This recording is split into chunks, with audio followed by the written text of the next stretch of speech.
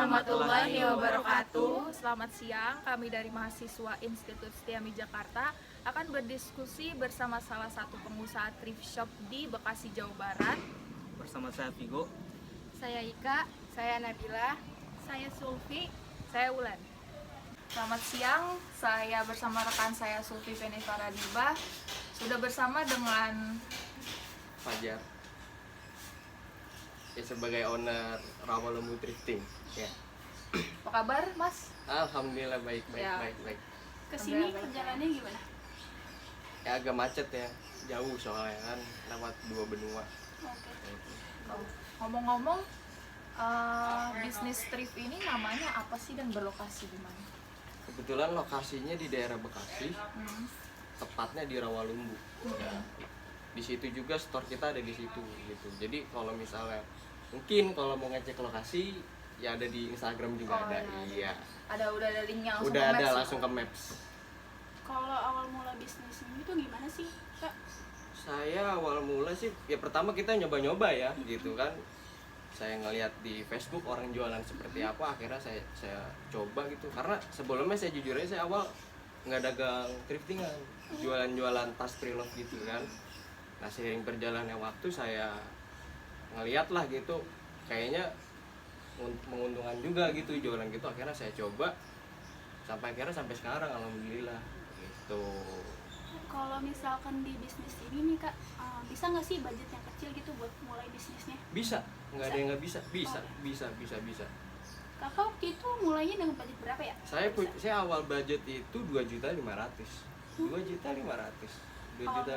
dengan cara, soalnya kalau di thrifting itu kita harus ibaratnya jalan tikus gitu, nggak kayak orang kan biasanya untuk yang awam itu pasti nawarin bal gitu, paket usaha gitu. Seharusnya itu jangan dulu, kita ngefix secara pribadi gitu di jualan orang gitu, yang nyari murah dulu gitu, nanti biar kita putaran lagi modalnya gitu sebenarnya. Makanya kalau untuk modal sedikit bisa banget gitu. Berarti yang penting usahanya. Poin pentingnya. Betul. Kalau misalkan kan di era sekarang nih kan udah modern lah ya, bisnis kayak gini tuh lancar nggak sih, Kak, menurut Kakak? Lancar sih menurut saya. Balik lagi itu tergantung kitanya gimana usahanya sih gitu. Iya. Karena kan untuk apalagi untuk thrifting ya, Iya. udah banyak banget gitu. Iya. Jadi tergantung gimana kitanya. Kita bikin inovasi sendiri, beda sendiri, yang menonjol dari brand kita apa gitu. Tinggal gimana kitanya nunjukin ke pelanggan seperti apa gitu. Nih kalau boleh tahu nih ya, kan kalau thrifting itu sama pre-love itu ada perbedaannya nggak sih, Kak, menurut Kakak? Sebenarnya itu cuman beda istilah aja sih. Maknanya Cuma beda, sama? intinya sama karena kita ngejual barang-barang second gitu. Mungkin kalau pre-love itu lebih ke tas, Iya. tas rata-rata tas gitu kalau pre-love. Nah kalau thrifting itu seperti barang-barang second, baju second, celana second gitu. Cuman balik lagi itu intinya sama, cuman beda penamaan aja. Berarti thrifting tuh lebih masuknya ke pakaian ya? Pakaian, iya. Kan kakak di sini tuh sebagai produsennya atau resellernya ya? Kalau saya kebetulan reseller ya, karena ngambil dari lain lagi gitu kan. Kebetulan saya reseller. Biasa tuh barang kakak tuh diambil dari mana, Pak? Kalau saya rata-rata untuk sekarang ya dari Pasar Senen, dari Pasar Gede Bage, sama kalau lagi itu saya ngambil bal di Priuk gitu. Biasanya kalau jualan itu baju cewek cowok Campur unisex gitu, unisex ada. Kalau misalkan untuk mengetahui harganya, kalau misalkan harga ini kan beda-beda pasti. Ya. Itu ngikutin harga pasar apa kakak sendiri aja, Pak? Harga online kan beda. Iya, pasti kita ngikutin harga pasar dulu ya. Kita ngeliat dulu berapa harganya, nanti tinggal gimana kitanya mau buka harga berapa. Cuman kalau untuk itu sama, saya ngeliat itu dulu harga pasarnya berapa, biar ngikutin pasar dulu gitu. Kakak ini kan suka beli bal ya kadang-kadang. Itu tuh kadang suka dapet yang ini nggak sih, yang grade-nya hancur banget kan. Kita kan kalau beli bal itu kan kadang beli kucing dan karung. Iya. Gimana tuh solusinya? Kalau kita itu kalau beli bal itu nyebutnya judi. Karena kita nggak tahu, ya kan, kita nggak tahu isinya kayak gimana gitu. Nah kalau jawab pertanyaan kakak tadi, paling untuk yang barang-barang di bawah grade lah, di bawah kualitas, kita jual murah gitu. Oh misalkan hancur banget, Nggak kita jual kalau nggak kita hancur jual. banget kan. Itu Karena kan gimana tuh, dibuang apa? ya kita taruh aja gitu, kita taruh aja, kita simpen gitu. Niat untuk jual kemana gitu? Enggak ada. karena kan siapa yang mau beli Oh iya. gitu. Kan bisa aja ada pabrik yang butuh lap Enggak. kayak bengkel gitu kan. Enggak, Iya. paling kita Suka tahan, butuh paling lap. itu kita tahan, Oh ditahan. Nah, kan kita kan suka banyak pertanyaan nih, gimana kalau baju udah sangat rusak gitu kan, kalau dibuang ke TPA kan bumi kasihan Iya. juga kan banyak kan industri fast fashion gitu. Nah, kalau misalkan kakak ini kan pasti ngelola bisnis ini kan nggak sendiri kan, Pasti. punya berapa karyawan kalau boleh tahu? Bukan karyawan sih saya nyebutnya. Rekan. Iya, rekan gitu. Ada sekitar 4 orangan.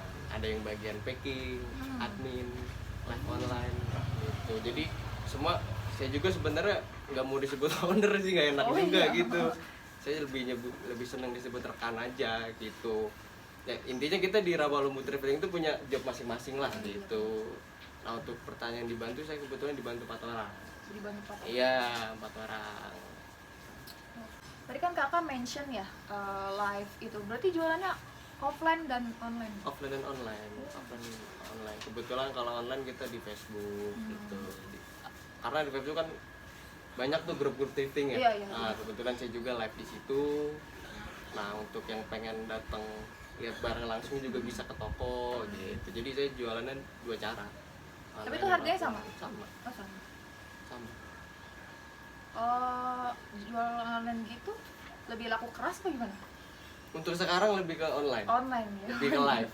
Untuk sekarang. Karena Ya. orang males ya kalau Iya. sekarang ke toko-toko. Karena lagi kan nyari trik. sekarang kan orang pengennya instan ya. Benar. Pengen yang mudah aja gitu, Tinggal nonton dianterin. live aja. Iya, Iya, bener. tinggal duduk, keklik ya kan, tinggal gitu. Kan kakak ini kan termasuk perwakilan generasi milenial lah ya di era sekarang. Iya. Ada ini nggak kesan gitu buat generasi kita yang buat mulai thrifting kayak gini nih? Jangan takut nyoba. Intinya mah jangan takut nyoba, jangan males, jangan gengsi. Lakuin aja dulu. Mikir untuk gagal atau enggaknya itu mah belakangan gitu. Berarti yang penting niat dulu. Niat aja usaha. dulu, iya. Jangan mikir kayak misalnya kita baru mulai usaha nih. Usaha dia lebih maju, jangan gitu. Itu malah apa ya? Mindset kita jelek tuh kalau kayak gitu Iya. tuh. Jadi ntar kita nggak drop sendiri. Udah pesimis Iya, duluan udah ya. pesimis duluan sama toko orang gitu. Padahal kan harusnya kita inovasi, bikin inovasi baru. Dia punya inovasi gitu, kita harus juga punya inovasinya lebih biar narik pelanggan gitu. Inovasinya tuh dalam bentuk apa? Apapun. Contoh. Kalau misalnya persaingan ya, inovasi kayak misalnya kita main harga gitu, sering ngasih bonus atau apalah, pokoknya Giveaway banyak gitu ya. giveaway gitu. Orang beli banyak kita kasih banyak giveaway gitu. Banyak inovasi, cara-caranya banyak gitu. Dulu tuh waktu buka bisnis ini apa sendiri dulu atau mikir keras dulu, apa bareng teman-teman ya, ayo bikin? Pure sendiri. Oh sendiri. Pure sendiri. Karena dulu jujur aja namanya bukan ini.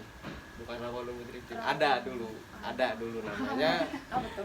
Fight Second Start gitu. Ada dulu karena sendiri saya kurang apa ya? Bukan ini nggak kuat gitu ngurusin semua sendiri. Akhirnya sama teman saya join, akhirnya terbentuklah Rawalumbu Thrifting gitu. Berarti harus butuh relasi lah ya. Iya, karena semuanya perlu relasi lah Iya. sekarang kan. Iya. Tapi apa yang kata di laundry apa enggak itu kan ada yang enggak, ada yang main jual aja gitu pasar semen itu iya. gimana tuh? Itu menurut saya sih jelek banget ya, karena kan ngurangin apa sih ya namanya, kualitas barang kita gitu. Kalau di saya barang bal datang kita laundry semua, Oh, langsung di laundry semua. Jadi meskipun dipajang di offline store itu udah di laundry semua, jadi orang tinggal langsung kalau mau beli itu tinggal langsung pakai bisa. Jadi- Udah barang bersih semua, jadi buka bal langsung laundry udah. kita lihat, kita lihat laundry dulu. langsung, kita laundry langsung. Jadi di offline store maupun beli online sampai ke rumah itu udah kita laundry semua, jadi ready to wear, udah siap pakai. Wangi ya. Iya, udah wangi. Karena kan itu balik lagi, puasan pelanggan nomor 1. Iya, iya biar dia baik lagi ke kita gitu. Tapi kualitasnya terjamin ya. Terjamin. Kan di sekarang itu kan udah modern ya eranya ya.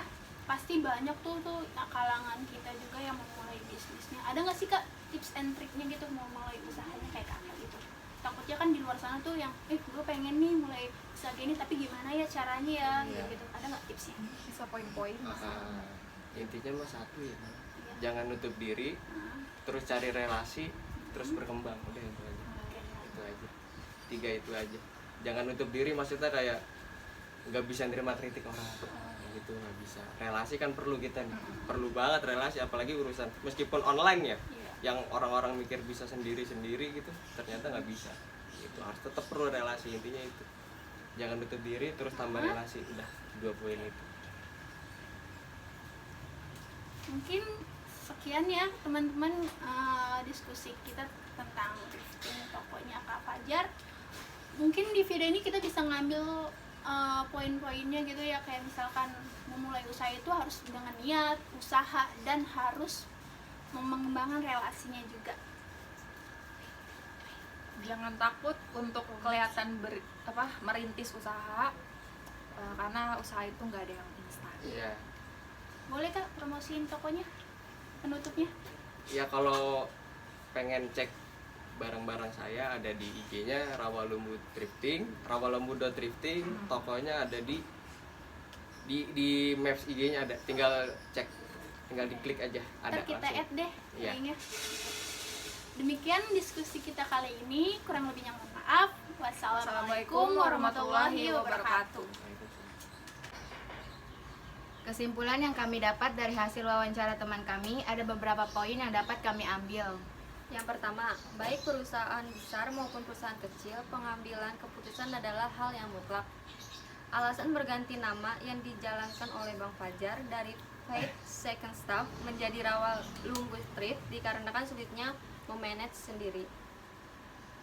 Yang kedua, dalam menentukan barang, Bang Fajar survei langsung ke distributor untuk memutuskan barang atau langsung melihat harga pasarannya. Melihat kondisi sekarang dan pentingnya relasi, Fajar memutuskan untuk berjualan via online. Tak hanya itu, walaupun menjual barang second hand, quality control tetap terjaga demi kepuasan customer. Yang ketiga, ada 2 tips untuk anak muda yang memulai bisnis. Yang pertama, jangan takut mencoba untuk hal yang baru. Yang kedua, jangan gengsi untuk merintis dan konsisten dalam berproses dan juga belajar. Sekian hasil dari diskusi kami. Terima kasih karena sudah menonton. Selamat sore. Dadah.